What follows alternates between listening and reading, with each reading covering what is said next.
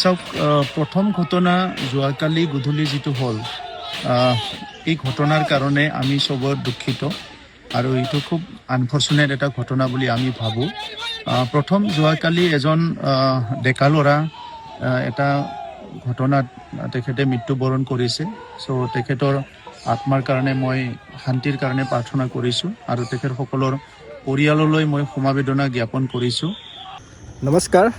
আমাৰ কোকৰাঝাৰত কি ঘটনা হৈছিল সকলোৱে দেখা পাইছে ভিডিঅ'ত, যে বড়ো লোকক হত্যা কৰিছিল আদিবাসীসকলে।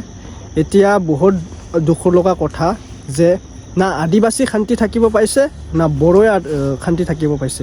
সেইকাৰণে কৈছোঁ এক লগত মিলিজুলি থাকিলে ভাল। এনেকুৱা এগেইনষ্টত কাম কৰি থাকিলে নহ'ব। কাৰোবাৰ ঘৰ জ্বলোৱা, কাৰোবাক হত্যা কৰা, এইবিলাক কোনো ভাল বুলি নকয়। ময়ো আচলতে বহুত দুখ পাইছোঁ যে আমাৰ বড়ো লোকৰ ঘৰ বাৰী মানে নষ্ট কৰি পেলাইছে আৰু এনেকুৱা মানুহক হত্যা কৰাটো সম্ভাৱনা নহয়।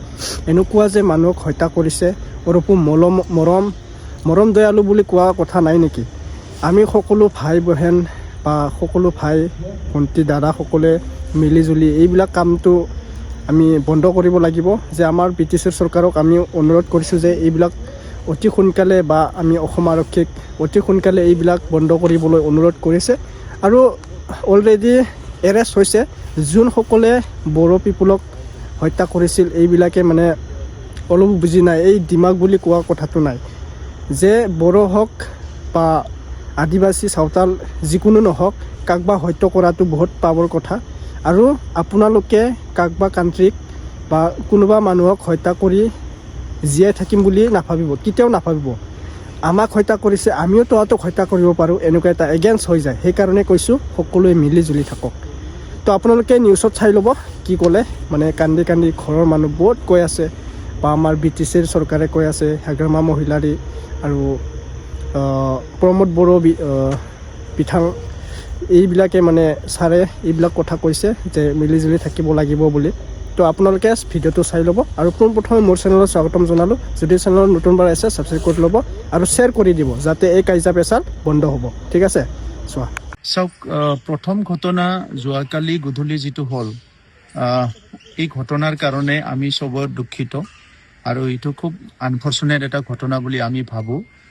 প্ৰথম যোৱাকালি এজন ডেকা ল'ৰা এটা ঘটনাত তেখেতে মৃত্যুবৰণ কৰিছে। চ' তেখেতৰ আত্মাৰ কাৰণে মই শান্তিৰ কাৰণে প্ৰাৰ্থনা কৰিছোঁ আৰু তেখেতসকলৰ পৰিয়াললৈ মই সমবেদনা জ্ঞাপন কৰিছোঁ। আৰু এই ঘটনাৰ এটা আগ ধৰি পেলাই আজি ৰাতিপুৱাৰ পৰা কিছুমান ঘটনা হৈছে, যি ঘটনাই আমাক সকলোকে এটা শংকিত কৰিছে আৰু আমি পুনৰ আগৰ সময়বিলাক ভাবি এটা ভয় আমাৰ মাজত, সংশয় আমাৰ মাজত আহিছে আৰু এইটো অতিকৈ দুখিত। আৰু আজি কিছুমান পৰিয়াল লগ এটাক কৰা বা তেনেকুৱা ঘটনাবিলাক আৰম্ভ হৈছে। আৰু মই প্ৰথমতে অনুৰোধ কৰোঁ যে বড়োৱেই হওক বা সান্থালেই হওক, আমি সকলোৱে এই হিংসাৰ পৰা দূৰত থাকিব লাগে। কাৰণ কেইবছৰ হোৱা নাই, কিছুমান বছৰ আগতেহে এনেকুৱা ঘটনাবিলাক হৈছিলে আৰু আজিলৈকে আমাৰ কিছুমান মানুহবিলাকে ৰিলিফ কেম্পত আছে আৰু সেই সময়ত জ্বলাজ্বলি মাৰামাৰি, সেই সময়ৰ দুখ, সেই সময়ৰ চকুৰ পানী এতিয়াও আমাৰ মোচা যোৱা নাই। আজি পুনৰ এনেকুৱা যদি ঘটনা হয় আমাৰ কাৰণে বহুত ক্ষতি হ'ব। আগৰ ফালে মেট্ৰিক আৰু হায়াৰ ছেকেণ্ডাৰী পৰীক্ষা আহি আছে। এতিয়া ল'ৰা ছোৱালী বছৰটোৰ কাৰণে ৰেডি হৈ আছে নিজৰ ভাগ্য নিৰ্ণয় কৰিব বা ফিউচাৰৰ কেৰিয়াৰ গঢ়াৰ কাৰণে। এই পৰিৱেশে আমাৰ ল'ৰা ছোৱালীকো ক্ষতি কৰিব আৰু সেইকাৰণে মই প্ৰশাসনক অনুৰোধ কৰোঁ, প্ৰশাসনে কাম কৰি আছে, কিন্তু মই আৰু অনুৰোধ কৰোঁ যে ইয়াতকৈ আৰু কঠোৰভাৱে যাতে এই পৰিৱেশটো নিয়ন্ত্ৰণ কৰে আৰু যিমান আৰক্ষী বা অৰ্ধসামৰিক বাহিনী বা সামৰিক বাহিনী মোতায়েন কৰিব লাগে মোতায়েন কৰি পেলাই আমাৰ বড়ো অঞ্চলেই হওক বা আদিবাসী সান্থালী অঞ্চলেই হওক, এইবিলাকক ছিকিউৰিটি নিৰাপত্তাটো প্ৰদান কৰি পেলাই শান্তিটো যাতে সদায় চিৰযুগমীয়া কৰিব পাৰে, ইয়াত যাতে অশান্তি বিৰাজ নকৰে, ইয়াৰ কাৰণে কাম কৰিবলৈ মই অনুৰোধ কৰিছোঁ। আৰু দুইটা জনগোষ্ঠীৰ জাতীয় সংগঠন, ধৰ্মীয় সংগঠন সকলোকে মই অনুৰোধ কৰিছোঁ যে নিজৰ মানুহবিলাকক সংযত কৰাত আমি দায়িত্ব ল'ব লাগিব। হিংসাই কোনো কাৰণত কোনো জাতি জনগোষ্ঠী কোনো ব্যক্তিৰ লাভ নকৰে, সেইটো সদায় এইটো লজে কৰে। আৰু আমি বাৰম্বাৰ আমাৰ অঞ্চলত আগতে হিংসা হৈ থকা সময়ত আমাৰ শিক্ষা, অৰ্থনীতি, সমাজ চব ধ্বংস হৈ গৈছে। তো সেইকাৰণে এতিয়া কোনো কাৰণত যাতে এই হিংসাটো আমাৰ মাজত চলিব নোৱাৰে, ইয়াৰ কাৰণে আমি ধৈৰ্য ধৰিব লাগিব আৰু চবে দায়িত্ব ল'ব লাগিব।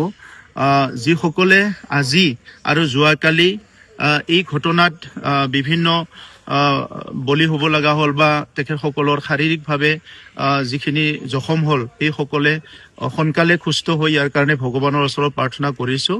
আৰু অসমৰ প্ৰশাসনৰ দায়িত্বত থকা মই DGPৰ পৰা আদি কৰি সকলোকে অনুৰোধ কৰিছোঁ, তেখেতসকলে যিখিনি কাম কৰি আছে ইয়াতকে আৰু স্পীডত আৰু বেছিকৈ ফ'ৰ্চ মোতায়েন কৰি যাতে এইটো নিয়ন্ত্ৰণ কৰিব পাৰে ল' এণ্ড অৰ্ডাৰ চিটুৱেশ্যনটো। আৰু আইনগতভাৱে যিসকলে ভুল তেখেতসকলক শাস্তি দিব লাগে, ইয়াত যাতে কোনো হেমাহি নকৰে, শাস্তিটো দিবই লাগিব আৰু ল' এণ্ড অৰ্ডাৰটো নিয়ন্ত্ৰণ কৰিব লাগিব। মই বুজি পোৱা নাই কথাটো, আমাৰ BTCৰ চিফ মহোদয়ে তৃতীয় পক্ষৰ কথা কৈছে যে যোৱাকালিৰ ইনচিডেণ্টটো সকলো জানে যে এইটো কেনেকৈ হ'ল, ক'ত হৈছে, আমি সকলো শুনিছোঁ, প্ৰশাসনৰ পৰাও শুনিছোঁ, বিভিন্নজনৰ পৰা শুনিছোঁ। চ' তাত তৃতীয় পক্ষ আহি পেলাই কেনেকৈ কাম কৰিব পাৰিছে সেইটোতো মই বুজি পোৱা নাই। তেখেতে কি তৃতীয় পক্ষ দেখা পাইছে বা কোন আছে সেইটোতো ডাইৰেক্ট মানে একশ্যন লোৱাৰ কাৰণে পুলিচ প্ৰশাসনত জনাব লাগে। আৰু কোনো এজনে দায়িত্বশীল ব্যক্তিবিলাকে গা এৰা মনোভাৱ দি বা কাকবা বেলেগক ব্লেমটো দি পেলাই সাৰিব বিচাৰিব নালাগে, সকলো দায়িত্ব লৈ। কাৰণ আমাৰ অঞ্চলত এটা ঘটনা হৈছে, আমাৰ মা দেউতাই কষ্ট পাব, আমাৰ বাইদেউ ভনীয়ে কষ্ট পাব, আমাৰ শিশুবিলাকে কষ্ট পাব। চ' এই পৰিৱেশটো আমি সকলো লগ লাগি নিয়ন্ত্ৰণ কৰিব লাগে। আগৰ সময়তো মই বহুত নেতাসকলক দেখিছোঁ যে এজনে আনজনক দোষ জাপি দিব বিচাৰে, তৃতীয় পক্ষৰ কথা কৈ পেলাই নিজকে দায়িত্ব সাৰিব বিচাৰে।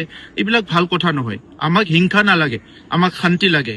আৰু নিৰ্বাচনটো মই ক'ব বিচৰা নাই, নিৰ্বাচন আহি আছে, এইটোতো এটা প্ৰক্ৰিয়া, এইটো আহিব যাব। কিন্তু বড়োলেণ্ডখনত ইমান বছৰৰ পৰা আমি জুই দেখিলোঁ, হিংসা দেখিলোঁ, জ্বলাজ্বলি দেখিলোঁ, আৰু কোনো কাৰণত আমি এতিয়া নতুনকৈ এনেকা পৰিৱেশ আমি একচেপ্ট কৰিব নোৱাৰোঁ বা আমি মানিব নোৱাৰোঁ। এই পৰিৱেশটো আমি যেনেকৈ নহওক নিয়ন্ত্ৰণ কৰিবই লাগিব, মই সকলোকে অনুৰোধ কৰিছোঁ। সকলোকে নমস্কাৰ জনাইছোঁ। মই ছাত্ৰ সন্থাৰ উপ সভাপতি দুৰ্গা চৰেণ। আপোনালোকক ইয়াতে জনাব বিচাৰোঁ যে কোকৰাঝাৰ স্থিত কাৰিগাঁও যি মানসিং ৰোডত যি ঘটনা সংঘটিত হ'ল তাৰ বাবে আমিও দুখ প্ৰকাশ কৰিছোঁ। এইখিনিতে উল্লেখ কৰিব বিচাৰিম যে ঘটনা সংক্ৰান্তক দণ্ডাধীশ পৰ্যায়ৰ এক তদন্ত হ'ব লাগে আৰু য'ৰ পৰা ঘটনা সংঘটিত হৈছে তালৈকে তদন্ত কৰি যাতে ইয়াত উচিত ব্যৱস্থা গ্ৰহণ কৰা হয়। আৰু এইখিনিতে আমি জিলা প্ৰশাসন, অসম আৰক্ষীক, অসম চৰকাৰক আহ্বান জনাম যাতে যি শান্তি শৃংখলাৰ বৰ্তমানৰ এই BTR বা বৰ্তমানৰ যি অসমখনক যাতে কোনেও বিশৃংখলতাৰ সৃষ্টি কৰিব নোৱাৰে বা বিশৃংখলাৰ সৃষ্টি নকৰে, তাৰ বাবে আমি আহ্বান জনাইছোঁ। আমি খন্তেক সময় আগতে গম পাইছোঁ যে কাৰিগাঁও অঞ্চলত খুব তীব্ৰতৰ, খুব উত্তেজনাপূৰ্ণ বিৰাজ কৰিছে, খুব অপ্ৰীতিকৰ পৰিস্থিতি বিৰাজ কৰিছে। গতিকে অসম আৰক্ষীক আৰু কোকৰাঝাৰ জিলা প্ৰশাসনক আহ্বান জনাম আৰু চিৰাং প্ৰশাসনক আহ্বান জনাম যাতে সেই পৰিস্থিতিত নিয়ন্ত্ৰণলৈ আনে আৰু নিয়ন্ত্ৰণত অনাৰ ক্ষেত্ৰত যাতে চৰকাৰ বা প্ৰশাসনে ব্যৱস্থা গ্ৰহণ কৰে। কাৰণ আমি কোনো কাৰণত বৰ্তমান সময়ত সংঘাত নিবিচাৰোঁ, কোনো কাৰণত ইয়াত জাতিগত সংঘাত নিবিচাৰোঁ আৰু যাতে কোনেও ইয়ালৈকে নাযায়। গতিকে আমি ছাত্ৰ সন্থাৰ হৈ আহ্বান জনাম যাতে প্ৰতিটো জাতি জনগোষ্ঠীয়ে যাতে সংযম হৈ থাকে আৰু এইখিনি সময়ত আমি দোষী কৰায়িত হ'ব লাগে, দোষী কঠোৰ শাস্তি প্ৰদান কৰিব লাগে, পাবই লাগে। কিন্তু এই বুলি আমি কোনেও যাতে আইন হাতত তুলি নলওঁ, তাৰ বাবে আমি ছাত্ৰ সন্থাই আহ্বান জনাইছোঁ। আমি যথোপযুক্ত আমি ব্যৱস্থা কৰি আছোঁ, প্ৰশাসনৰ সৈতে আমি যোগাযোগ অব্যাহত ৰাখিছোঁ। কিন্তু এতিয়ালৈকে যি খবৰ পাইছোঁ বা আমিও এতিয়া সেইখিনি অঞ্চলতে আছোঁ। গতিকে আমি আহ্বান জনাম যাতে জিলা প্ৰশাসনে এই পৰিস্থিতি নিয়ন্ত্ৰণ কৰিব পাৰে বা নিয়ন্ত্ৰণ কৰিব পাৰিব লাগিব। আৰু প্ৰশাসনে ওচৰতে আমাৰ শেষ ভৰসা, যাতে আইন কোনো হাতত তুলি নলয়। আমিও আহ্বান জনাম যাতে ইয়াত কোনো জাতিগতৰ ভেদাভেদ নাহে, জাতিগতৰ পৰিস্থিতি যাতে সৃষ্টি নহয়, তাৰ বাবে আমি চৰকাৰক আহ্বান জনাম আৰু প্ৰশাসনক আহ্বান জনাম যাতে এইখিনিতে সকলোকে যাতে সংযম হৈ থাকে, সকলোকে যাতে সমিলমিলেৰে দোষী যিয়ে নহওক তাক কঠোৰ শাস্তি পাবই লাগিব, আইনৰ আওতাত তেওঁলোকে শাস্তি পাবই লাগিব, যাতে আইন কোনেও হাতত তুলি নলয়, তাৰ বাবে ছাত্ৰ সন্থাই আহ্বান জনাইছোঁ। ধন্যবাদ।